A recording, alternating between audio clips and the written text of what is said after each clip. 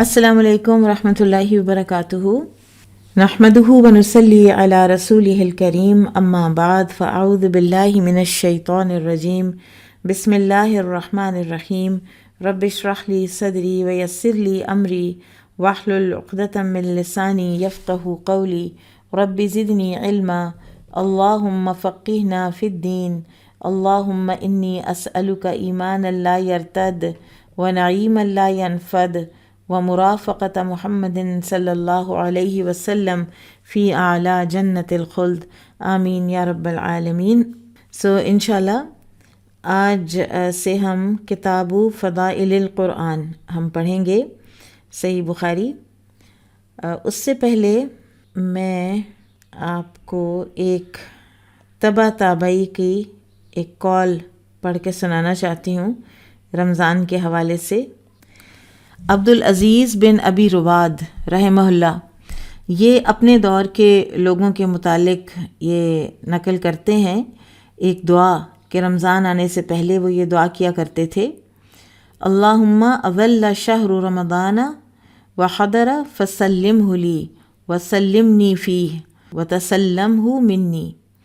اے اللہ، ماہ رمضان آ گیا ہے، اسے میرے لیے سلامت رکھ اور مجھے اس میں سلامت رکھ اور اسے مجھ سے قبول کر لے۔ اللہم ارزقنی صیامہ وقیامہ صبرا واحتسابا وارزقنی فیہ الجد والاجتہاد والقوۃ والنشاط واعذنی فیہ من السامۃ والفترۃ والکسل والنعاس ووفقنی فیہ لیلۃ القدر واجعلھا خیرا لی من الف شہر۔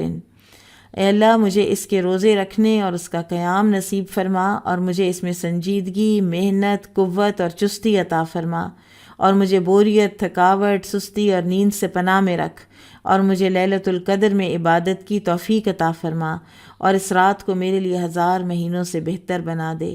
یہ دعائیہ کلمات ہیں جن سے اس زمانے کے لوگوں کا رمضان کے مہینے سے محبت اور اس کے اہتمام کا اندازہ ہوتا ہے۔ اللہ تعالی ہمیں بھی اس موسم عبادت سے خوب سرشار ہونے کی توفیق عطا فرمائے، اور انسان کو واقعی اللہ تعالیٰ سے عافیت، صحت، قوت، نشاط مانگتے رہنا چاہیے، کیونکہ اس کے بغیر تو پھر انسان اللہ کی عبادت بھی نہیں کر سکتا۔ انشاءاللہ ہم شروع کرتے ہیں کتاب فضائل القرآن۔ قرآن کریم اللہ تعالیٰ کا لازوال کلام ہے جس میں باطل کسی طرف سے راہ نہیں پا سکتا۔ اللہ سبحانہ و تعالیٰ کا فرمان ہے کہ یہ ایک زبردست کتاب ہے جس میں باطل نہ آگے سے راہ پا سکتا ہے اور نہ پیچھے سے، اور یہ دانا، قابل تعریف اللہ کی طرف سے نازل شدہ ہے۔ یہ کلام خود خالق کائنات کا ہے جس کا علم لامحدود ہے۔ جبرائیل علیہ السلام کے ذریعے سے اس کو نازل کیا گیا، جو خود قوی بھی ہیں اور امین بھی ہیں، اور جس پر نازل ہوا وہ صادق و مصدوق ہیں، محمد صلی اللہ علیہ وسلم۔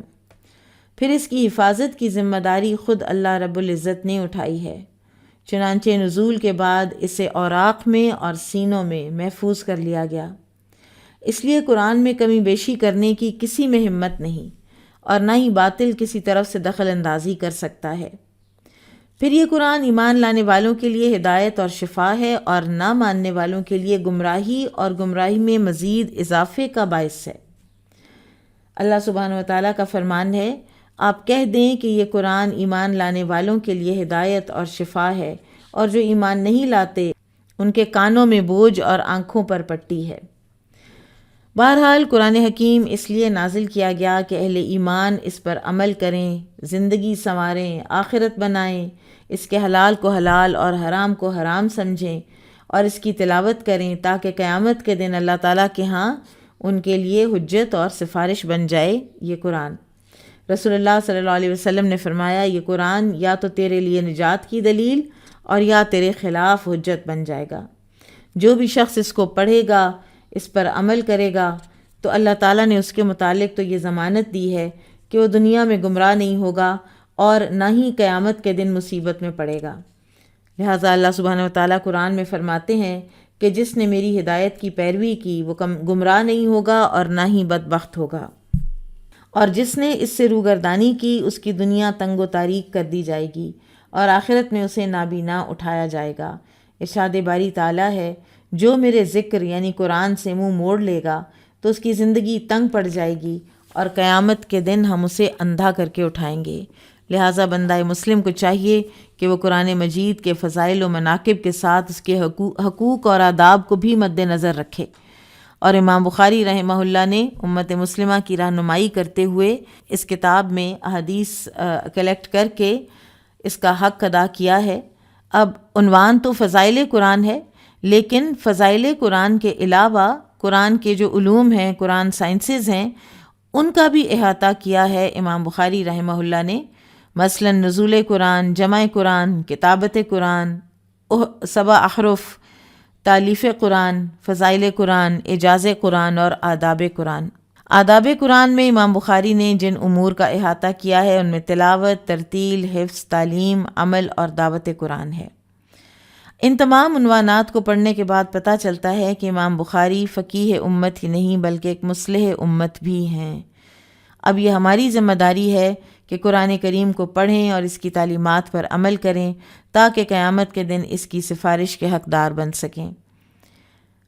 حدیث پاک میں آتا ہے، نبی صلی اللہ علیہ وسلم نے فرمایا، قرآن پڑھا کرو، بے شک وہ قیامت کے دن اپنے پڑھنے والوں اور عمل کرنے والوں کے لیے سفارشی بن کر آئے گا۔ اسی طرح سے آپ صلی اللہ علیہ وسلم نے یہ بھی فرمایا، قیامت کے دن قرآن اور ان لوگوں کو لایا جائے گا جو دنیا میں اس پر عمل کرتے تھے۔ سورہ بقرہ اور سورہ آل عمران آگے آگے ہوں گی، جو ان لوگوں کی نجات کے لیے اللہ کے حضور سفارش کریں گی۔ اور قرآن کریم نے ان لوگوں کا بھی سخت نوٹس لیا ہے کہ جو اس کو نظر انداز کرتے ہیں، اگنور کرتے ہیں۔ اللہ سبحانہ و تعالیٰ کا فرمان ہے، اور رسول کہیں گے میرے رب میری قوم کے یہی لوگ ہیں جنہوں نے اس قرآن کو چھوڑ رکھا تھا۔ اور قرآن کو چھوڑنے کی بھی کئی قسمیں ہو سکتی ہیں، مثلا اس پر ایمان نہ لانا، اس کی تلاوت نہ کرنا، اس کو سننا چھوڑ دینا، کیونکہ تلاوت خود بھی کرنی چاہیے اور قرآن کو سننا بھی چاہیے۔ پھر اس میں غور و فکر نہ کرنا، اس کی تعلیمات پر عمل نہ کرنا، اس کی دعوت نہ دینا اور اس کے مطابق فیصلے نہ کرنا، یہ سب قرآن کو چھوڑنے ہی کی قسمیں ہیں۔ تو اللہ ہمیں توفیق عطا فرمائے کہ ہم اس کے ساتھ مضبوط تعلق پیدا کریں۔ قرآن کے حوالے سے جو نام ہیں قرآن کے، 5 نام ہیں قرآن کے کہ جو قرآن کے اندر اللہ سبحانہ وتعالیٰ نے خود بیان فرمائے ہیں۔ بعض مفسرین نے جب لکھا تو انہوں نے 55 نام گنوائے، لیکن حقیقت یہ ہے کہ وہ صفات ہیں قرآن کی، اور اسماء القرآن جو ہیں وہ 5 ہیں مینلی۔ پہلا نام القرآن، سب سے مشہور ان 5 ناموں میں سے، 36 صورتوں اور 65 آیات میں یہ نام آیا ہے۔ اور عبداللہ بن عباس رضی اللہ عنہ کے قول کے مطابق القرآن کا مادہ قاف را حمزہ ہے، قرأ، اور یہ فعلان کے وزن پر اس کا معنی ہے پڑھنا۔ اور کیونکہ یہ کتاب پڑھنے کے لیے نازل ہوئی اور کثرت سے سب سے زیادہ پڑھی جاتی ہے، اس لیے اس کا نام قرآن ہے۔ ایک اور قول بھی ہے جو قتادہ بن دعامہ سدوسی رحمہ اللہ کا ہے قرآن کے حوالے سے۔ وہ کہتے ہیں کہ مادہ تو اس کا قاف را حمزہ ہی ہے، لیکن اس کے معنی ہیں کہ کسی چیز کو جمع کرنا، یعنی جب کسی چیز کو جمع کیا جاتا ہے اور اس کے اجزاء کو ایک دوسرے سے ملا دیا جاتا ہے تو کہا جاتا ہے قرأت الشیء، میں نے اس چیز کو جمع کر دیا ہے اور یکجا کر دیا ہے۔ تو چونکہ قرآن کی صورتیں اور آیات ایک دوسرے کے ساتھ مربوط ہیں، ان کو ایک مجموعے اور مصحف میں یکجا کر دیا گیا ہے، اور نزول سے پہلے بھی یہ لوح محفوظ میں مرتب شکل میں لکھی ہوئی تھیں، اس لیے اس کتاب کو قرآن کا نام دیا گیا ہے، یعنی صورتوں اور آیتوں کا مجموعہ۔ بہرحال عربیت کے اعتبار سے دونوں توجیحات درست ہیں، ابن عباس رضی اللہ عنہما کی بھی اور قتادہ رحمہ اللہ کی بھی۔ دوسرا نام ہے الفرقان۔ یہ نام قرآن کریم کی 3 آیات میں آیا ہے، اور اس کا مادہ ہے فا را قاف، فرق، اور فرقان مصدر ہے، اور جس کے معنی ہیں الفصل بین الشیئین، 2 چیزوں کے درمیان تمیز اور جدائی کرنا، اور دونوں کو ایک دوسرے سے الگ کرنا۔ اللہ کی یہ کتاب چونکہ حق و باطل، معروف و منکر، حلال و حرام اور نفع و نقصان کے درمیان فرق اور امتیاز کے لیے نازل ہوئی ہے اور کھرے کھوٹے کو پرکھنے کی کسوٹی ہے، اس لیے اس کا نام اللہ تعالیٰ نے فرقان رکھا ہے۔ تیسرا نام الکتاب، یہ نام قرآن کریم کا 68 مقامات پر قرآن میں آیا ہے۔ مثلاً ذالک الکتاب لا ریب فیہ، قرآن کریم اگرچہ تورات کی طرح لکھا ہوا تو نازل نہیں ہوا تھا، لیکن نزول سے پہلے لوح محفوظ پر لکھا ہوا تھا، اور نزول کے بعد رسول اللہ صلی اللہ علیہ وسلم نے اپنی نگرانی میں کاتبان وحی سے لکھوایا تھا، اس لیے اس کو کتاب کا نام دیا گیا، یعنی وہ کلام الہی جو لکھنے اور پڑھنے کے لیے نازل ہوا ہے۔ کتابن اور کتبن کے معنی جمع کرنا، سمیٹنا اور یکجا کرنا بھی آتا ہے۔ تو علامہ سیوطی جنہوں نے علوم القرآن کی شورۂ آفاق کتاب الاتقان لکھی ہے، وہ کہتے ہیں قرآن کو کتاب کا نام دینے کی وجہ یہ ہے کہ اس میں مختلف قسم کے علوم، قصے، واقعات، اخبار سب کو مؤثر ترین طرز پر جمع کر دیا گیا ہے، اور کتاب لغت میں جمع کرنے کو کہا جاتا ہے۔ اسی طرح سے کچھ اور جو ماہرین لغت ہیں وہ کتاب کا معنی الفرد والحکم بھی لیتے ہیں، کیونکہ قرآن میں آتا ہے کتب علیکم الصیام، کتب علیکم القتال، تم پر فرض کر دیے گئے روزے۔ پھر چوتھا نام ہے الذکر، اور یہ قرآن کی 21 آیات میں آیا ہے۔ انا نحن نزلنا الذکر وانا لہ لحافظون، یہ سورہ ہجر کی آیت نمبر 9 ہے۔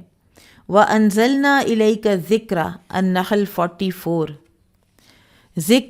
ذکرہ یہ بھولنے کی، نسیان کی ضد ہے، یعنی یاد کرنا۔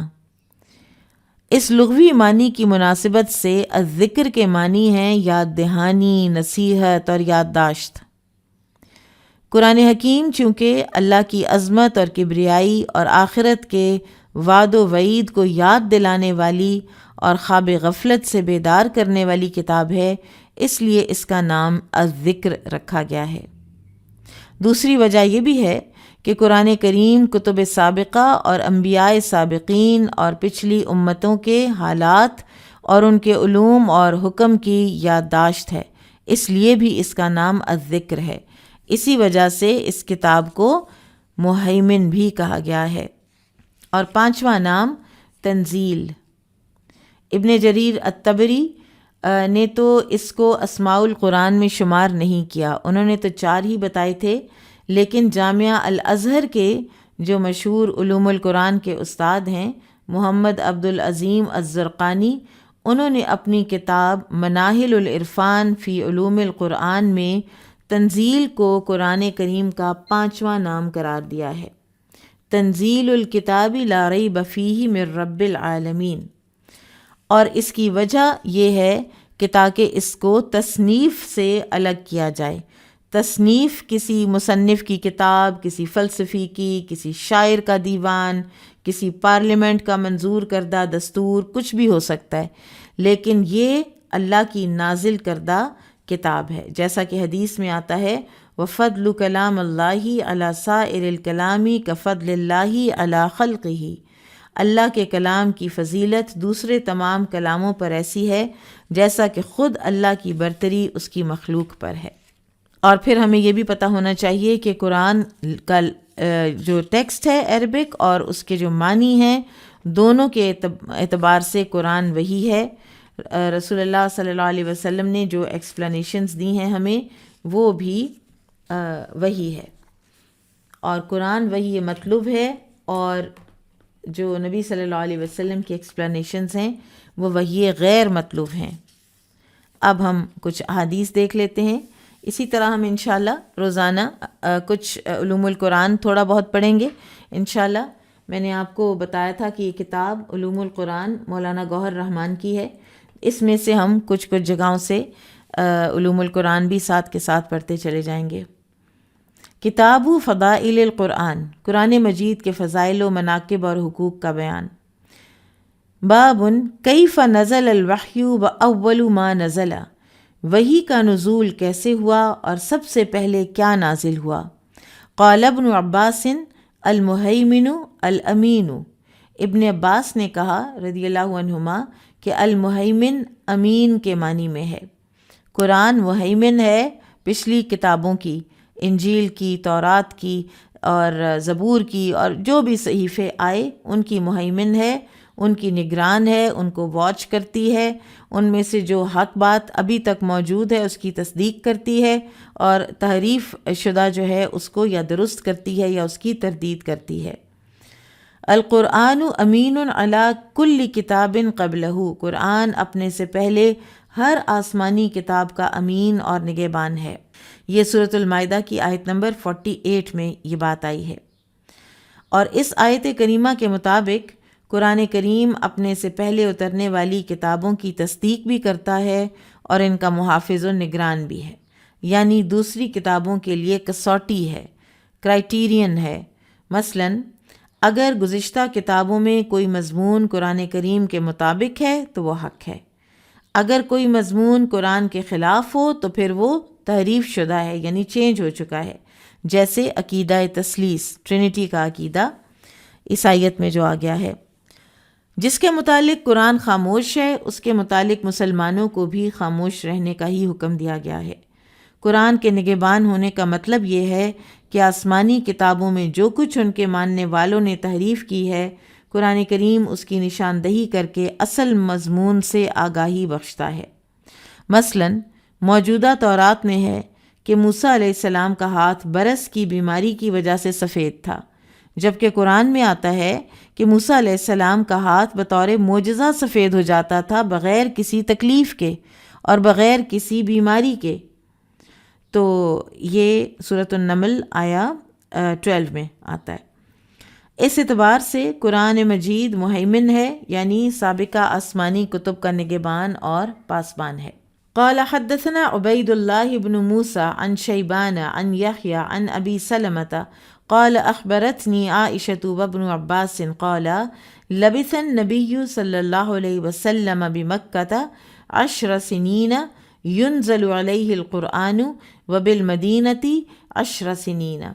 عائشہ رضی اللہ عنہ اور ابن عباس رضی اللہ عنہما سے روایت ہے کہ انہوں نے فرمایا کہ نبی صلی اللہ علیہ وسلم مکہ میں 10 سال رہے اور آپ پر قرآن نازل ہوتا رہا، اور مدینہ طیبہ میں بھی 10 سال تک رہے اور آپ پر وہاں پر بھی قرآن نازل ہوتا رہا۔ اور نبی صلی اللہ علیہ وسلم کا ایگزیکٹ ٹائم پیریڈ مدینہ کا 13 سال ہے، لیکن عربوں کا یہ ایک انداز بیان تھا کہ وہ بعض اوقات اوپر کا جو تھوڑا بہت یہ 2-3 سال جو ہیں ان کو چھوڑ کر ایک راؤنڈ فگر بولا کرتے تھے۔ تو اس عنوان میں یہ ملحوظ ہے کہ نزول قرآن کی کیفیت کیا تھی، اسے امام بخاری نے فضائل قرآن میں بیان کیا ہے، اور کیفیت یہ تھی کہ قرآن کو یکبارگی نازل نہیں کیا گیا بلکہ آہستہ آہستہ حسب ضرورت اتارا گیا ہے۔ اور اس میں بعض نے تو یہ کہا ہے کہ عربوں کا طریقہ یہ تھا کہ اوپر کچھ جو بروکن کوئی ایک فگر ہوتا تھا اس کو چھوڑ دیتے تھے اور ایک راؤنڈ فگر بولتے تھے، اور دوسری ایک رائے یہ بھی دی گئی ہے کہ پہلے 3 برسوں کو شامل نہیں کیا گیا، کیونکہ وحی کے بعد تقریباً 3 برس تک وحی کا سلسلہ رک گیا تھا، جس کو فترۃ الوحی کہا جاتا ہے۔ اور قرآن کو تدریجاً نازل کرنے کے 3 فائدے سورہ فرقان میں اللہ سبحانہ و تعالیٰ نے بیان فرمائے ہیں، آیات 32-33 میں۔ ایک تو یہ کہ حوصلہ شکن حالات میں رسول اللہ صلی اللہ علیہ وسلم کو تسلی دینے اور ڈھارس بندھانے کی ضرورت کو پورا کیا گیا۔ دوسرے، قرآن یاد کرنا، اسے سمجھنا، اس پر عمل پیرا ہو کر اپنے پورے انداز زندگی میں تبدیلی کرنا اسی صورت میں ممکن تھا کہ اگر یہ تدریجاً ہی نازل ہو رہا ہوتا۔ تیسرے، کفار کے اعتراضات کا بروقت جواب دینا اور ان کے مطالبات کی حقیقت کو واضح کرنا بھی مقصود تھا۔ اور کچھ اور روایات ہیں جن سے ہمیں یہ پتہ چلتا ہے کہ وحی کا آغاز اقرأ بسم ربک الذی خلق سے ہوا تھا، اس کے بعد سلسلہ وحی کچھ عرصے کے لیے رک گیا اور پھر یا ایھا المدثر سے دوبارہ مسلسل وحی آنا شروع ہوئی تھی۔ قال حدثنا موسى بن اسماعیل قال حدثنا معتمر سمعت ابی عن ابی عثمان قال انبئت ان جبریل اتى النبی صلی اللہ علیہ وسلم وعنده ام سلمة فجعل يتحدث فقال لأم سلمة من هذا۔ ابو عثمان نہدی سے روایت ہے کہ انہوں نے کہا کہ مجھے بتایا گیا کہ ایک مرتبہ جبرائیل علیہ السلام نبی صلی اللہ علیہ وسلم کے پاس آئے اور آپ سے باتیں کرنے لگے۔ اس وقت ام سلمہ رضی اللہ عنہ بھی آپ کے پاس موجود تھیں۔ آپ صلی اللہ علیہ وسلم نے پوچھا یہ کون ہے، یعنی کیونکہ وہ انسانی شکل میں آئے تھے۔ او کما قال، یا اسی طرح کچھ فرمایا۔ قالت، تو ام المومنین نے عرض کی ھذا دحیہ، یہ دحیہ کلبی ہیں۔ فلما قام قالت، اور جب وہ چلے گئے تو انہوں نے کہا واللہ ما حسبتہ الا ایاہ، اور اللہ کی قسم میں نے ان کے علاوہ کچھ گمان نہیں کیا کہ یہ دحیہ ہی ہیں، میں یہی سمجھتی رہی کہ یہ دحیہ کلبی ہی ہیں۔ حتیٰ سمعت خطبۃ النبی صلی اللہ علیہ وسلم، یہاں تک کہ پھر میں نے نبی صلی اللہ علیہ وسلم کا خطبہ سنا، یخبر خبر جبریل، کہ آپ خبر دے رہے تھے جبرائیل علیہ السلام کی خبر، یعنی جو وہ آپ سے بات کر کے گئے آپ وہ بتا رہے تھے۔ او کما قال، یا اس طرح سے ہی راوی نے کہا۔ قال ابی، راوی جو معتمر ہیں، حدیث کے راوی معتمر، وہ کہتے ہیں کہ میرے والد نے کہا قلت لابی عثمان، میرے والد نے کہا کہ میں نے ابو عثمان سے پوچھا ممن سمعت ھذا، کہ یہ آپ نے حدیث کس سے سنی تھی؟ قال من اسامہ بن زید، اسامہ بن زید سے، انہوں نے کہا اسامہ بن زید سے۔ دحیہ کلبی ایک بڑے ہی خوبصورت صحابی تھے، اور جبرائیل علیہ السلام جب انسان کی صورت میں آتے تو دحیہ کلبی کی صورت میں عموماً تشریف لاتے، اور کبھی کسی اجنبی کی صورت میں بھی آئے ہیں۔ عائشہ رضی اللہ عنہ سے روایت ہے کہ انہوں نے ایک سوار شخص کو دیکھا جو رسول اللہ صلی اللہ علیہ وسلم سے محو گفتگو تھا۔ رسول اللہ صلی اللہ علیہ وسلم تشریف لائی تو انہوں نے عرض کی کہ آپ کس سے گفتگو فرما رہے تھے؟ آپ صلی اللہ علیہ وسلم نے فرمایا تم اسے کس سے تشبیہ دیتی ہو؟ انہوں نے کہا دحیہ بن خلیفہ کلبی سے۔ تو رسول اللہ صلی اللہ علیہ وسلم نے فرمایا وہ جبرائیل علیہ السلام تھے اور مجھے بنو قریظہ کی طرف جانے کا کہہ رہے تھے۔ یہ وہ وقت ہے کہ جب آپ صلی اللہ علیہ وسلم غزوہ خندق سے واپس تشریف لائے ہیں، تو اسی وقت جبرائیل علیہ السلام دحیہ کلبی کی صورت میں آئے اور کہا کہ ہم نے تو ابھی ہتھیار نہیں اتارے، آپ مسلمانوں کو حکم دیجئے کہ فوراً بنو قریظہ کی گڑیوں پر پہنچیں اور عصر کی نماز وہیں جا کر پڑھیں۔ تو ان روایات سے معلوم ہوتا ہے کہ رسول اللہ صلی اللہ علیہ وسلم کے پاس فرشتہ وحی انسانی شکل میں بھی ظاہر ہوتا تھا، اور اس کے علاوہ بھی صورتیں ہیں وحی کی جو کہ ہم پیچھے پڑھ بھی آئے ہیں کتاب الوحی میں۔ قال حدثنا عبد الله بن يوسف قال حدثنا الليث قال حدثنا سعيد المقبوري عن أبيه عن أبي هريرة رضي الله عنه قال قال النبي صلى الله عليه وسلم ما من الأنبياء نبي إلا أعطي من الآيات ما مثله آمن عليه البشر۔ ابو ہریرہ رضی اللہ عنہ سے روایت ہے، وہ کہتے ہیں کہ نبی صلی اللہ علیہ وسلم نے فرمایا ہر نبی کو ایسے معجزات عطا کیے گئے ہیں جنہیں دیکھ کر لوگ ایمان لاتے رہے۔ وَإِنَّمَا كَانَ الَّذِي أُوتِيتُهُ وَحْيًا أَوْحَاهُ اللَّهُ إِلَيَّ، البتہ مجھے جو معجزہ دیا گیا ہے وہ قرآن کی وحی ہے جو اللہ تعالیٰ نے مجھ پر نازل کی ہے۔ فَأَرْجُو أَنْ أَكُونَ أَكْثَرَهُمْ تَابِعًا يَوْمَ الْقِيَامَةِ، اور مجھے اس لیے امید ہے کہ قیامت کے دن میرے پیروکار دوسرے انبیاء کے پیروکاروں سے زیادہ ہوں گے، اس لیے کہ تمام انبیاء کرام کے معجزات تو انہی کے ساتھ ختم ہو گئے۔ موسیٰ علیہ السلام کا معجزہ بہت بڑا تھا، جو سحر کو اور جادو کو انہوں نے زیر کیا، تو اللہ نے ان کے دور میں کیونکہ جادو کا ہی دورہ تھا تو اللہ تعالیٰ نے اسی کو زیر کرنے کے لیے معجزہ بھیجا۔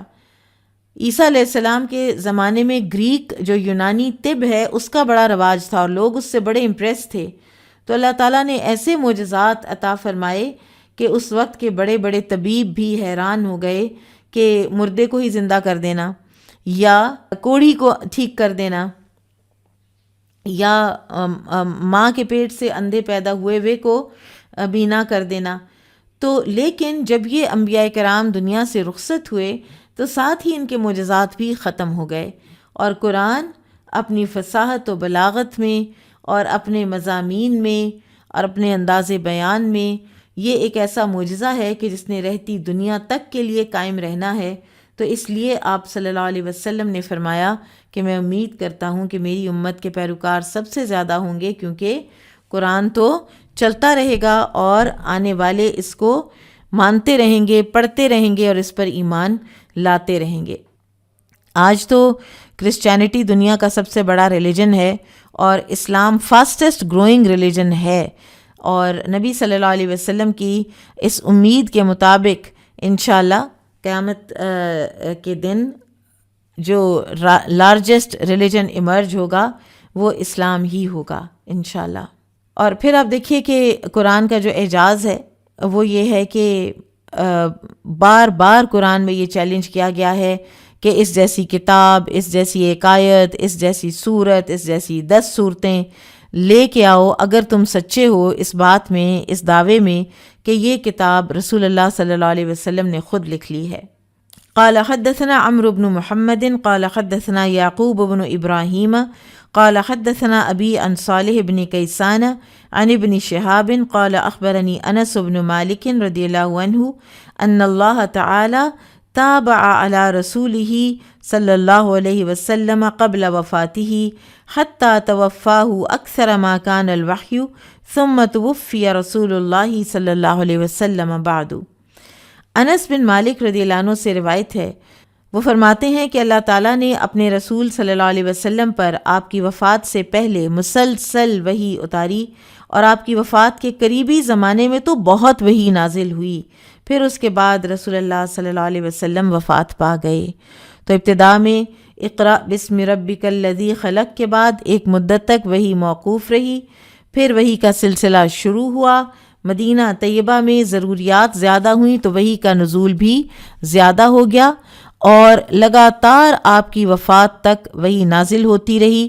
فتح مکہ کے بعد کثرت سے وفود کا سلسلہ شروع ہوا، سوالات، احکام، مسائل سب بڑھتے گئے، بذریعہ وحی جواب آتے گئے۔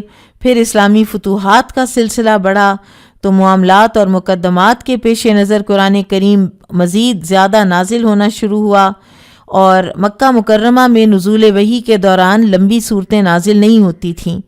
ہجرت کے بعد لمبی صورتوں کا نزول بھی ہوا، اور رسول اللہ صلی اللہ علیہ وسلم پر آخری وقت میں بہت زیادہ وحی نازل ہوئی۔ اس کیفیت کے اعتبار سے یہ حدیث جو ہے یہ عنوان کے مطابق ہے۔ اور انس بن مالک رضی اللہ عنہ سے امام زہری نے پوچھا تھا کہ رسول اللہ صلی اللہ علیہ وسلم کی وفات سے پہلے وحی کا سلسلہ منقطع ہو گیا تھا؟ تو انس رضی اللہ عنہ نے جواب دیا تھا کہ ایسا نہیں ہوا، بلکہ آپ کی وفات سے پہلے بہت زیادہ وحی نازل ہوئی کیونکہ اس کی ضرورت بڑھ گئی تھی۔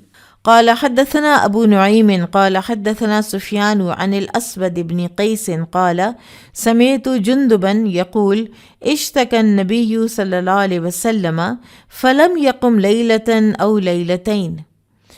جندب رضی اللہ عنہ سے روایت ہے، وہ کہتے ہیں کہ نبی صلی اللہ علیہ وسلم بیمار ہو گئے تو 1 یا 2 روز قیام تہجد نہ کر سکے، 1 یا 2 راتیں آپ قیام تہجد نہ کر سکے۔ فَأَتَتْهُ امْرَأَةٌ فَقَالَتْ، تو اس دوران میں آپ کے پاس ایک عورت آئی اور کہنے لگی، یا محمد، اے محمد، ما ارا شیطانک الا قد ترکک، میں دیکھتی ہوں، میرا خیال ہے کہ تمہارے شیطان نے تمہیں چھوڑ دیا ہے، نعوذ باللہ۔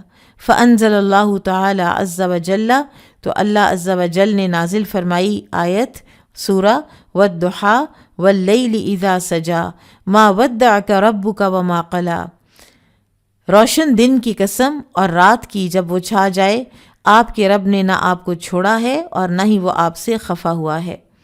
اور اس حدیث میں عورت سے مراد ابو لہب کی بیوی ام جمیل بنت حرب ہے، اور اس حدیث کو فضائل قرآن میں اس لیے ذکر کیا گیا ہے کہ قرآن کے نزول میں تاخیر اس لیے نہیں تھی کہ آپ صلی اللہ علیہ وسلم کو نظر انداز کر دیا گیا تھا، بلکہ اس میں بہت سی حکمتیں تھیں جو یکبارگی قرآن کے نزول میں سر انجام نہیں ہو سکتی تھیں، اور انہی حکمتوں کے پیش نظر حسب ضرورت گاہے بگاہے قرآنی آیات نازل ہوتی رہیں۔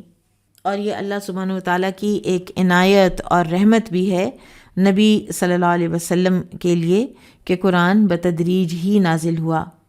باب نزل القرآن بلسان قریش والعرب، قرآن مجید قریش اور عرب کے محاورے کے مطابق نازل ہوا۔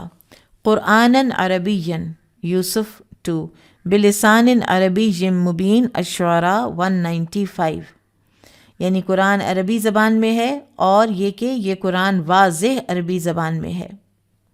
قال حدثنا ابو الیمانی قال اخبرنا شعیب عن الزہری واخبرنی انس بن مالک قال فامر عثمان زید بن ثابت وسعید بن العاص وعبد اللہ بن الزبیر وعبد الرحمن بن الحارث بن ہشام ان ينسخوها في المصاحف وقال لهم اذا اختلفتم انتم وزید بن ثابت في عربیۃ من عربیۃ القرآن فاکتبوها بلسان قریش فإن القرآن انزل بلسانهم ففعلوا۔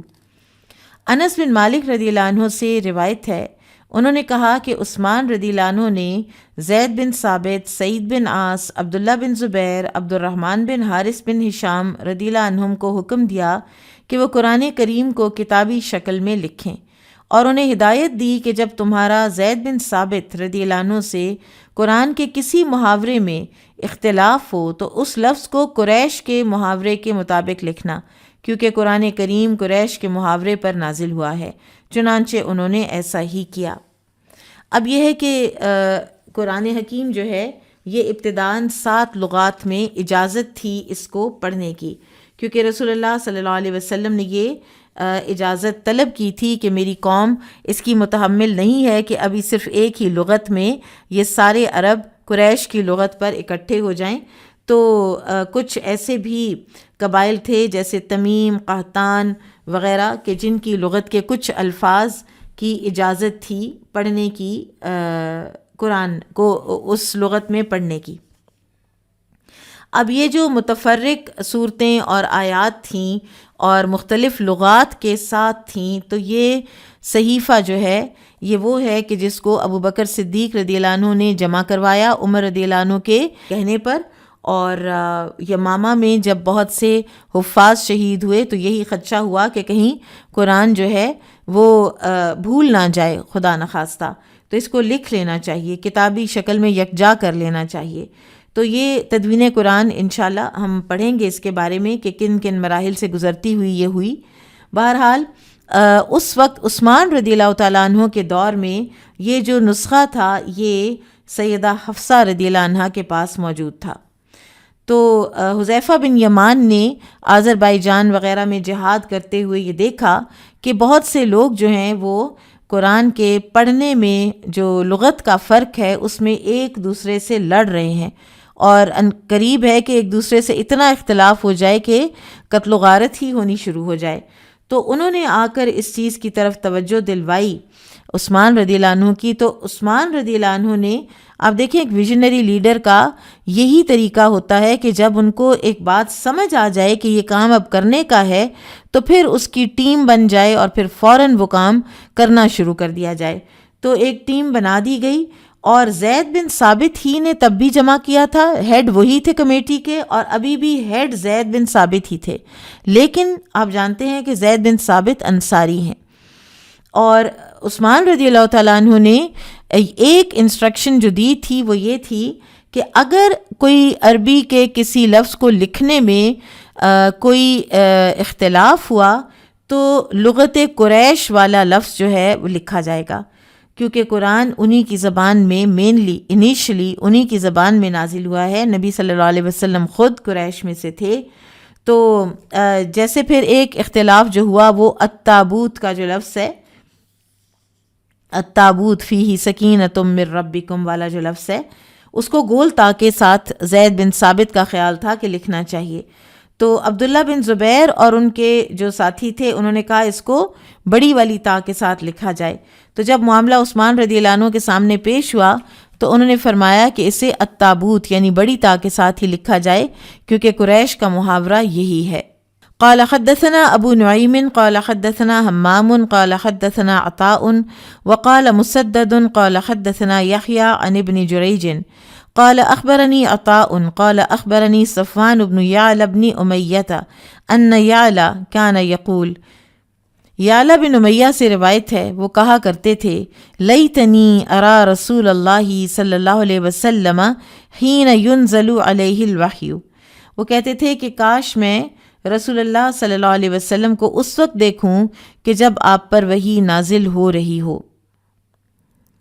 فلما کان النبی صلی اللہ علیہ وسلم بالجیرانتی، تو جب نبی صلی اللہ علیہ وسلم جیرانہ میں تھے، وعلیہ ثوب، اور آپ کے اوپر ایک کپڑا تھا، قد اظل علیہ، جس کا سایہ آپ پر کر دیا گیا تھا، ومعہ الناس من اصحابہ، اور آپ کے ساتھ کچھ لوگ تھے جو آپ کے صحابہ تھے، اذ جاءہ رجل، جب ایک آدمی آیا، متدمخ بطیب، جو خوشبو میں لت پت ہوا تھا، فقال یا رسول اللہ، اس نے کہا اے اللہ کے رسول، کیف تری فی رجل احرم فی جبۃ بعد ما تدمخ بطیب، کہ اے اللہ کے رسول ایسے شخص کے بارے میں کیا فتویٰ ہے جس نے خوشبو سے لت پت ہو کر ایک جبے میں احرام باندھا ہو؟ فنظر النبی صلی اللہ علیہ وسلم ساعتا فجاءہ الوحی، تو رسول اللہ صلی اللہ علیہ وسلم نے ایک گھڑی انتظار کیا اور پھر آپ پر وحی آنا شروع ہو گئی۔ فاشار عمر الی یعلا، تو عمر رضی اللہ عنہ نے یعلا کو اشارے سے بلایا، یہ لیٹ مسلمان ہوئے ہیں نا اور دیکھنا چاہتے تھے وحی کی کیفیت کیا ہوتی ہے، تو عمر رضی اللہ عنہ نے ان کی اس خواہش کو پورا کرنے کے لیے ان کو بلایا، ای تعال، یعنی آؤ۔ فجاء یعلا، تو یعلا آئے، فادخل رأسہ فاذا ہوا محمر الوجہ یغط کذلک ساعتا ثم سری عنہ فقال این الذی یسألنی عن العمرۃ آنفا، یعلا آئے اور اپنا سر پردے کے اندر کیا تو دیکھتے ہیں کہ آپ کا چہرہ انور سرخ ہو رہا تھا اور آپ تیزی سے سانس لے رہے تھے۔ تھوڑی دیر یہی کیفیت طاری رہی، پھر جب یہ حالت ختم ہوئی تو آپ صلی اللہ علیہ وسلم نے فرمایا وہ شخص کہاں ہے جو مجھ سے ابھی ابھی عمرے کے متعلق پوچھ رہا تھا؟ فالتمس الرجل فجیء بہ، تو اس آدمی کو تلاش کر کے لایا گیا آپ کے پاس، الی النبی صلی اللہ علیہ وسلم، نبی صلی اللہ علیہ وسلم کے پاس۔ فقال، تو آپ نے فرمایا اما الطیب الذی بک فاغسلہ 3 مرات واما الجبۃ فانزعھا ثم اصنع فی عمرتک کما تصنع فی حجک، تو آپ صلی اللہ علیہ وسلم نے اس کو فرمایا جو خوشبو تجھ پر لگی ہوئی ہے اسے 3 بار دھو ڈال اور اپنا جبہ اتار دے، پھر اپنے عمرے میں وہی کچھ کر جو حج میں تم کرتے ہو۔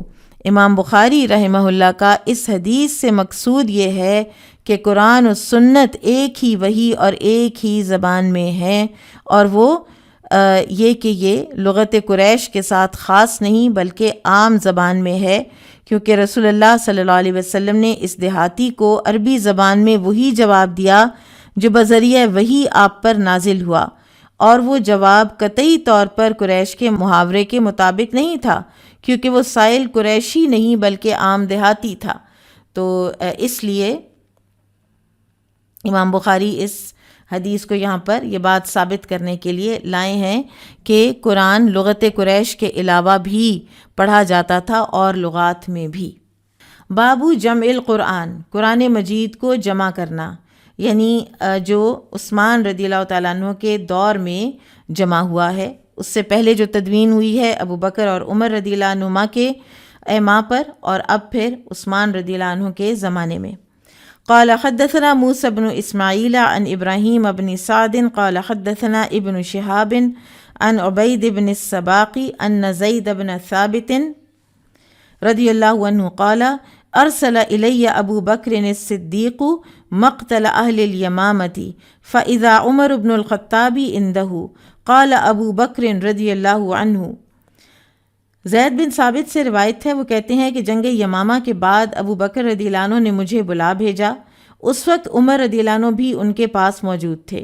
ابو بکر رضی اللہ عنہ نے فرمایا کہ میرے پاس عمر بن خطاب آئے ہیں، ان عمر اتانی، عمر میرے پاس آئے ہیں، فقالا، تو انہوں نے کہا ہے، ان القتل قد استحر یوم الیمامۃ بقراء القرآن، کہ جنگ یمامہ میں بہت سے قاری قرآن شہید ہو گئے ہیں۔ اب آپ دیکھیں کہ وہی حفاظ تھے، وہی قاری قرآن تھے اور وہی مرد مجاہد تھے۔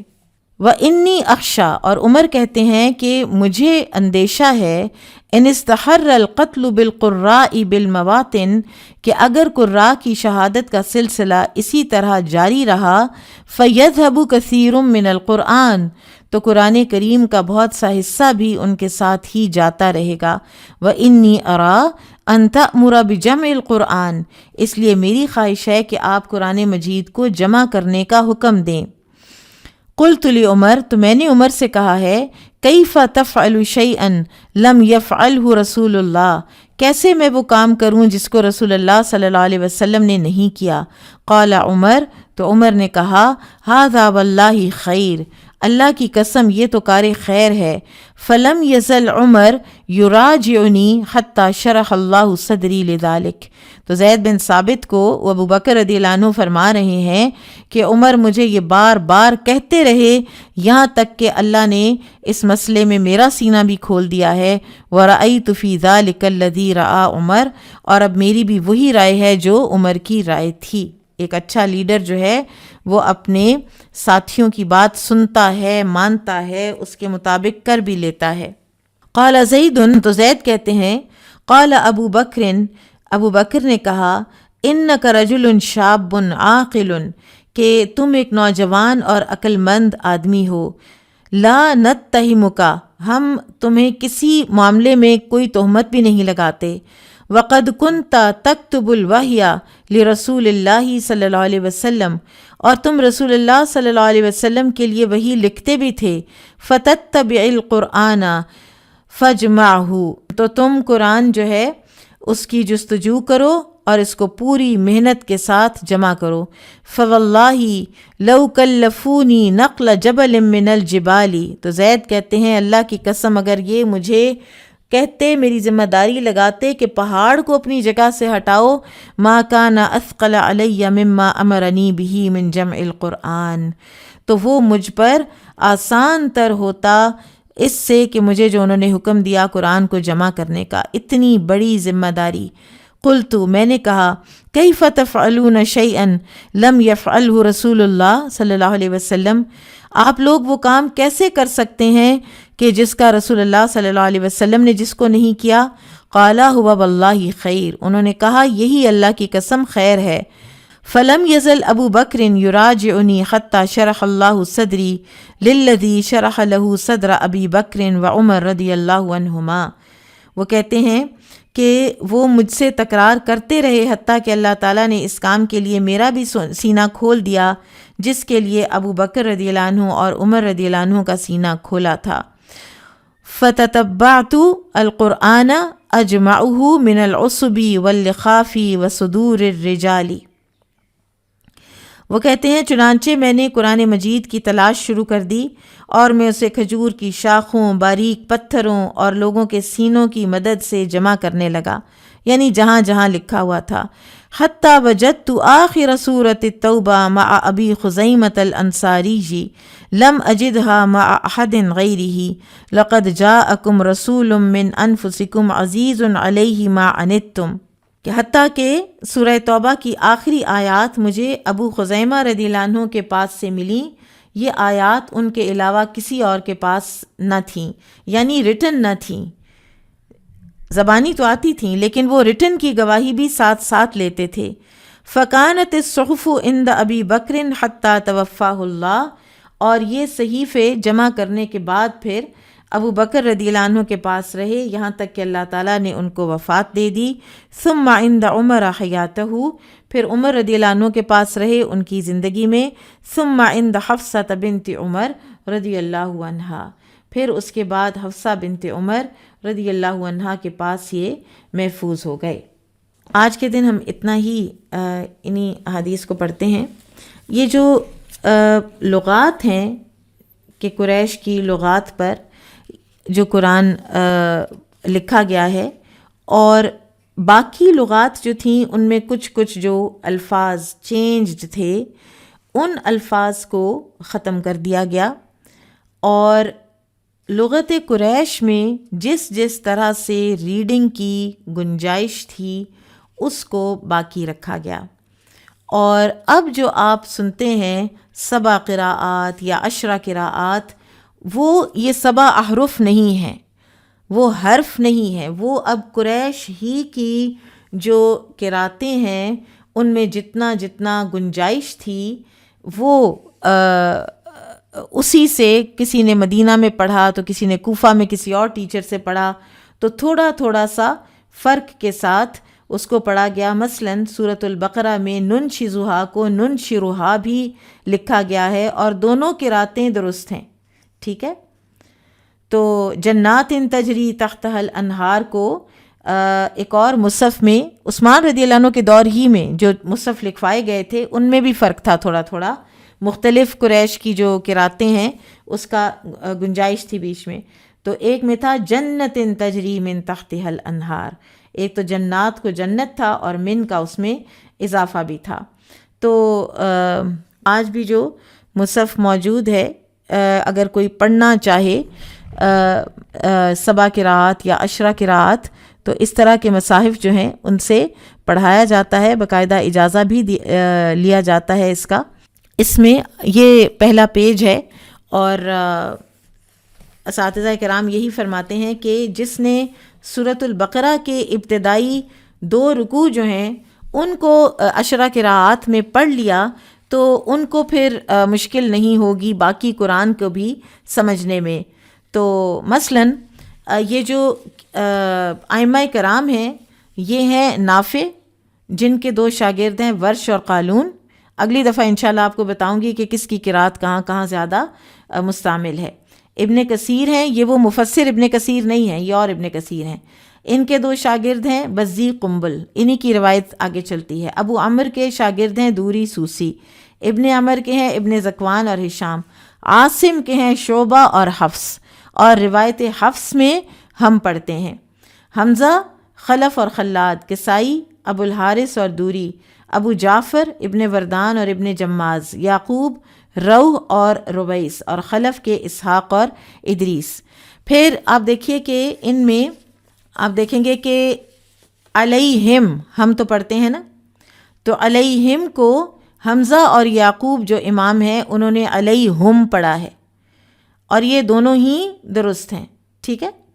وما یخدعون الا انفسہم، یخدعون کو نافع اور ابن کثیر نے یخادعون پڑھا ہے۔ ہم یکذبون پڑھتے ہیں، نافع، ابن کثیر، ابو عمر، ابن عامر، ابو جعفر اور یعقوب یکذبون پڑھتے ہیں۔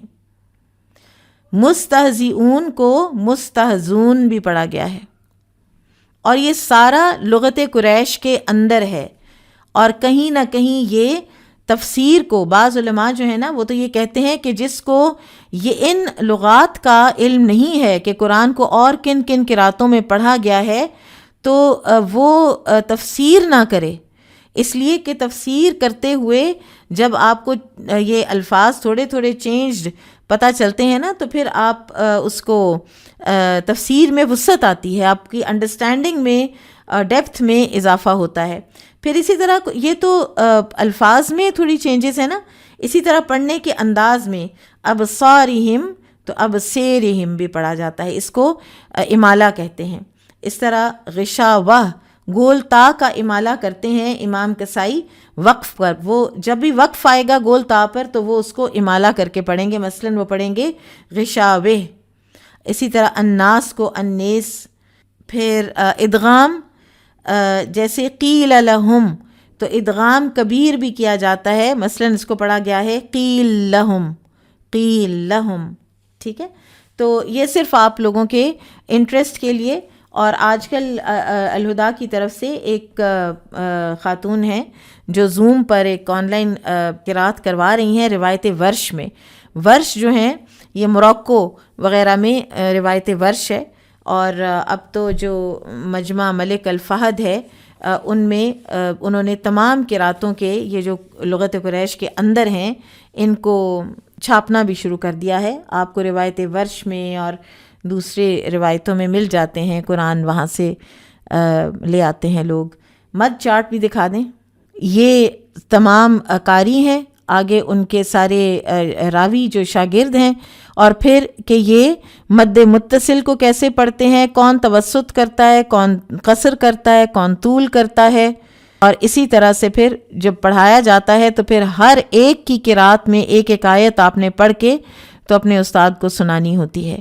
بنی اسرائیل کا دکھا دیجئے. یہ جب ہم نے پڑھا تھا تو انہوں نے ہمیں بتایا تھا کہ بنی اسرائیل کا جو لفظ ہے یہ اس کو پڑھنے کے 6 طریقے ہیں. امام قالون، ابن کثیر، ابو عمر اور یعقوب جو ہیں اس میں مد منفصل کی کسر کرتے ہیں، متصل کی توسط کرتے ہیں. پھر اسی طرح سے یہ 6 طریقے ہیں بنی اسرائیل کو پڑھنے کے. تو بنی اسرائیل یہ پڑھا جائے گا، ٹھیک ہے.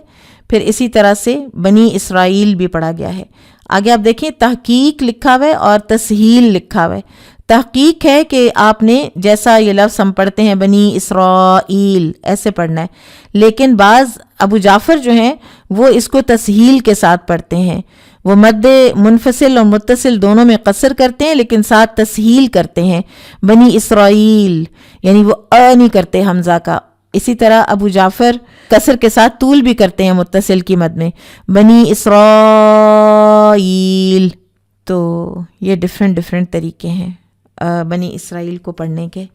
اور یہ قرآن کا بڑا یونیک علم ہے، اور کبھی نہ کبھی اس میں بھی کچھ نہ کچھ نو ہاؤ ضرور لے لینی چاہیے کہ قرآن کہاں کہاں پہنچا اور کہاں کہاں کس کس طرح سے پڑھایا گیا، اور کن کن جو الفاظ کی ادائیگی ہے ان کے ڈفرینسز کو کیا گیا، یعنی مانا گیا، ان کو انڈورس کیا گیا.